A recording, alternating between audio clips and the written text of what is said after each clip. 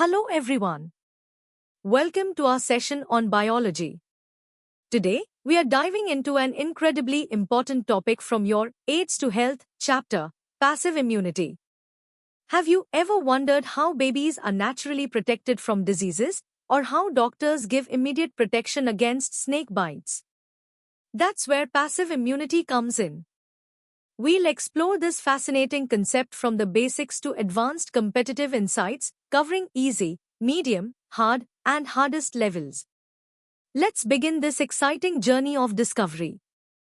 Ready to unlock the secrets of how your body gets borrowed protection? Let's start with the easy level and understand the fundamental ideas behind passive immunity. Immunity is your body's incredible defense system, constantly working to keep you safe from harmful germs like bacteria and viruses. Think of it as your personal, biological bodyguard. Now, passive immunity is a special kind of protection. Instead of your body building its own defenses, it gets ready-made antibodies from another source. These antibodies are like pre-assembled weapons, offering immediate protection. The key thing to remember is that this protection is temporary, and your body doesn't develop a memory for the germ itself, so it won't remember how to fight it next time on its own. So, how does this borrowed immunity actually work? Let's look at some common examples. The most beautiful example is natural passive immunity, baby receiving antibodies from its mother. Before birth, antibodies pass through the placenta, and after birth, they're transferred through breast milk, giving the newborn a vital shield against common infections. Then there's artificial passive immunity. Imagine someone is bitten by a venomous snake and they're given antivenom, which contains specific antibodies to neutralize the venom quickly. This is a life-saving application of passive immunity, providing immediate defense when time is critical. Now, let's test your understanding of these basic concepts. Take a moment to think about these questions. First, can you define passive immunity in your own words? Second, provide 2 examples of how humans acquire passive immunity. And third, explain why passive immunity is considered temporary. Pause here and try to answer them before moving on. Great job with the basics. Now, let's deepen our understanding of passive immunity, exploring its different forms and how it truly operates within the body. Before we delve deeper, let's quickly recap. Active immunity is when your body creates its own antibodies, leading to long-lasting protection and memory. Passive immunity, on the other hand, is about receiving preformed antibodies, offering immediate but short-lived protection without memory. Passive immunity itself comes in 2 main forms, natural and artificial. Natural passive immunity is exemplified by a mother passing antibodies, primarily IgG across the placenta and IgA through breast milk, to her baby. This provides crucial early life protection. Artificial passive immunity involves the deliberate transfer of antibodies, for instance, through antivenom for snake bites, or antitoxins for diseases like diphtheria, providing critical, rapid intervention. The mechanism behind passive immunity is quite direct. The transferred antibodies act like highly specific keys, directly binding to and neutralizing pathogens or their toxins. This immediate binding prevents them from harming host cells or causing disease. Because the body doesn't need to mount its own immune response, the protection kicks in almost instantly. However, this immediacy comes with a trade-off. While it offers rapid defense, the antibodies eventually degrade, and your body doesn't develop any immunological memory. This means the protection is temporary, typically lasting only a few weeks to months, and your body won't remember how to fight off the same threat in the future on its own. So, what are the key advantages and disadvantages of this type of immunity? The main advantage is its immediate action, which is life-saving in emergencies such as venomous bites or acute infections, where there's no time for the body to develop its own response. It's also vital for immunocompromised individuals who cannot produce their own antibodies effectively. However, The major disadvantage is its temporary nature. Protection fades as the borrowed antibodies break down and no long-term memory is established. Furthermore, there's always a potential risk of allergic reactions, especially when antibodies are sourced from animals, which introduces foreign proteins into the human body. Time to challenge yourselves with some medium-level questions. First, differentiate between natural and artificial passive immunity with examples. Second, explain why passive immunity offers immediate protection but no long-term memory. Third, if someone receives a rabies immunoglobulin injection after exposure, is it active or passive immunity and why? Fourth, list two situations where passive immunity is preferable. And finally, what's the primary difference in antibody acquisition between active and passive immunity? Take your time to formulate comprehensive answers. Excellent work. Now, let's elevate our understanding of passive immunity. We'll explore deeper comparisons, specific antibody types, and critical clinical applications. Let's delve into a detailed comparison between active and passive immunity. Active immunity builds up slowly over days or weeks, but its protection is long-lasting, often for life, because your body forms memory cells. In contrast, passive immunity offers immediate protection but is temporary, lasting only weeks to months, as no memory cells are created. In active immunity, your body produces its own antibodies, whereas in passive immunity, you receive antibodies from an external source. This fundamental difference dictates their applications, active for long-term prevention, passive for immediate, critical intervention. Understanding these distinctions is crucial for grasping the role of each in maintaining health. The antibodies used in artificial passive immunity come from various sources.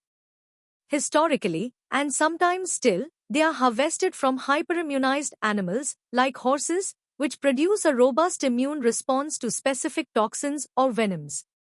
While effective, these animal-derived antibodies carry a risk of allergic reactions or serum sickness due to foreign proteins. Alternatively, human donors provide pooled plasma, from which preparations like intravenous immunoglobulin, or AVIG, are made, offering a broad spectrum of human antibodies with fewer side effects.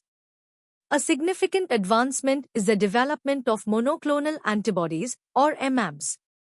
These are highly specific, lab-produced antibodies targeting a single antigen, offering precision in treating complex conditions like cancers and autoimmune diseases, representing a targeted form of passive immunity.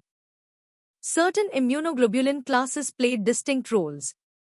IgG, the most abundant antibody, is uniquely capable of crossing the placenta, providing essential natural passive immunity to a developing fetus. It also forms the bulk of therapeutic human immunoglobulin preparations. IgA, found in secretions like breast milk, provides crucial protection to an infant's mucosal surfaces, such as the gut and respiratory tract. Passive immunity finds vital clinical applications. It's used for emergency treatment of acute poisonings like snake bites or botulism, where immediate antibody action is paramount. It's also critical for post-exposure prophylaxis, for instance, after rabies or tetanus exposure, to prevent disease development. However, we must consider risks, including potential allergic reactions, particularly with animal-derived products, and the rare possibility of transmitting infectious agents, though modern screening minimizes this. Now, let's tackle some hard-level questions. First, explain the primary difference in the duration of protection between active and passive immunity and the reason for it. Second, discuss the pros and cons of animal-derived versus human-derived antibodies in artificial passive immunity.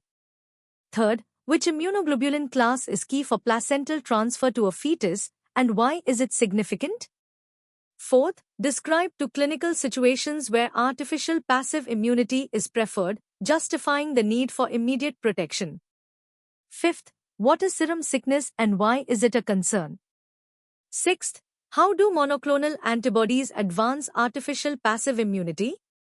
And seventh, outline how immunological memory is established or not established in each type of immunity. Good luck! You've mastered the hard level. Now, brace yourselves for the deepest dive into passive immunity. We'll explore its historical roots, advanced antibody engineering, and its cutting-edge applications in competitive biology contexts. The journey of passive immunity began in the late 19th century with groundbreaking work by Emil von Behring and Shibsaburo Kitasto. In 1890, they demonstrated that antitoxins from immunized animals could neutralize diphtheria toxin, leading to the first effective treatment for diphtheria. This pivotal discovery, which earned von Behring the first Nobel Prize in Medicine, established the field of serotherapy, the therapeutic use of antibody-containing serum. Early applications involved transferring serum from convalescent patients or immunized animals, providing immediate protection against acute infections and toxins, a practice that fundamentally changed how infectious diseases were treated before the advent of antibiotics. The preformed antibodies in passive immunity protect through sophisticated mechanisms. They can neutralize toxins or viruses directly, preventing them from binding to host cells. Antibodies also act as opsonins, coating pathogens and making them easily recognizable targets for phagocytic cells like macrophages, essentially tagging them for destruction. Furthermore, antibody binding can activate the complement cascade, a powerful system that can directly lyse bacterial cells or enhance other immune responses. Another mechanism is antibody-dependent cell-mediated cytotoxicity, or ADCC, where antibodies bind to infected or cancerous cells, flagging them for destruction by natural killer cells. These diverse mechanisms highlight the versatility and potency of antibodies as therapeutic agents. The production of therapeutic antibodies has evolved dramatically. Early polyclonal antibodies, from immunized animals or pooled human plasma, contain a mix of antibodies targeting various parts of an antigen. While effective, they can have side effects and batch variability. The major breakthrough came with monoclonal antibodies, or MAbs. Produced from a single B-cell clone, MAbs are highly specific, targeting a single epitope. They are engineered using hybridoma technology or recombinant DNA to be highly precise. Modern techniques allow for humanizing animal antibodies to reduce immunogenicity, or even creating recombinant antibodies with tailored properties. This engineering allows for the precise design of antibodies for specific therapeutic roles, from neutralizing viruses to targeting cancer cells, significantly enhancing their safety and efficacy in various clinical applications. Passive immunity continues to be a cornerstone in diverse clinical applications and is rapidly advancing. It's critical for rapid intervention in acute infections like Ebola or RSV, and for toxin exposures such as botulism. In oncology, monoclonal antibodies are revolutionizing cancer treatment by precisely targeting tumor cells or blocking growth signals. For autoimmune diseases, MAbs can modulate immune responses, blocking inflammatory pathways or depleting specific immune cells. Future directions include developing multi-specific antibodies that target multiple antigens simultaneously, antibody-drug conjugates for targeted drug delivery, and even gene therapy approaches to enable the body to produce therapeutic antibodies itself. These innovations aim to enhance efficacy, minimize side effects, and extend the therapeutic lifespan of these vital agents. Let's test your deepest understanding with these challenging questions. First, discuss the historical significance of Behring and Kitasto's work in passive immunity. Second, elaborate on three distinct mechanisms by which passively transferred antibodies protect the host. Third, compare polyclonal and monoclonal antibodies, highlighting the advantages of MAbs. Fourth, describe the engineering steps involved in developing a therapeutic monoclonal antibody. And fifth, what are antibody-drug conjugates, and how do they use passive immunity for targeted therapy? Take your time, these require comprehensive answers. Continuing with our hardest questions. Sixth, beyond immediate protection, what are two major clinical applications of modern passive antibody therapies, especially monoclonal antibodies? Seventh, discuss the ethical and economic challenges associated with advanced antibody-based therapeutics. Eighth, explain how the Fc region of an antibody can be engineered to modify its therapeutic properties. Ninth, why is humanization a crucial step in developing therapeutic antibodies from animal sources?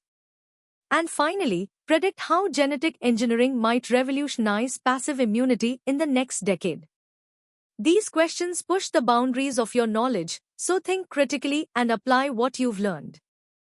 You've journeyed through the intricate world of passive immunity, from its basic principles to its advanced engineering and clinical applications. We hope this deep dive has sparked your curiosity and enhanced your understanding. To explore more such engaging content, practice questions, and gain in-depth knowledge across various subjects, visit synapse.omaps.in. Don't forget to subscribe to our channel for regular updates and more exciting educational content. Keep learning, keep exploring, and keep excelling. See you in the next session.